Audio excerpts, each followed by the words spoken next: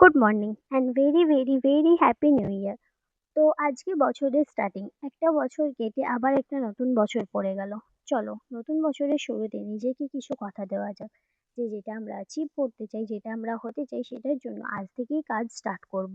কোনো রকম কোনো বাহানা নয়।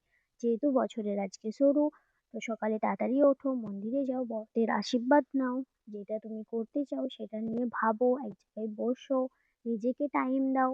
তো আমি তোমাদের সাথে কথা বলতে বলতে বাড়িও পৌঁছে গিয়েছিলাম। এখানে আমি একটা কফি বানিয়েছিলাম, মা বানিয়েছিল রুটি আলু ভাজাটা।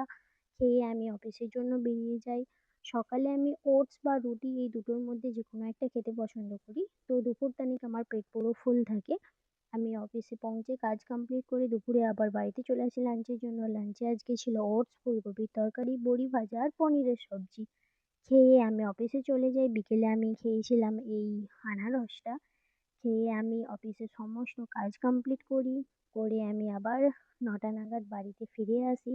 বাড়িতে ফিরে আমি ফ্রেশ হয়ে বসে গেছিলাম ডিনারে। যেহেতু দুপুরে কিছুটা পনিরের সবজি ছিল, মা বানিয়েছিল রুটি।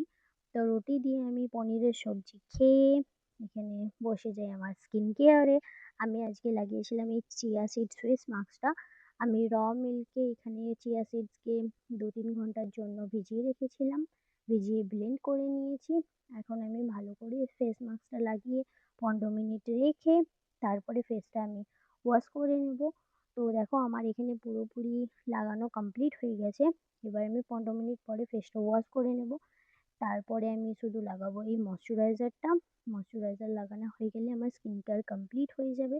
তো তোমাদের যারা ড্রাই স্কিন আছো, তো তোমরা এই ফেস মাস্কটা ইউজ করতে পারো। এই ফেস মাস্কটা খুবই ভালো। তো চলো আবার কাল দেখা হচ্ছে। বাই।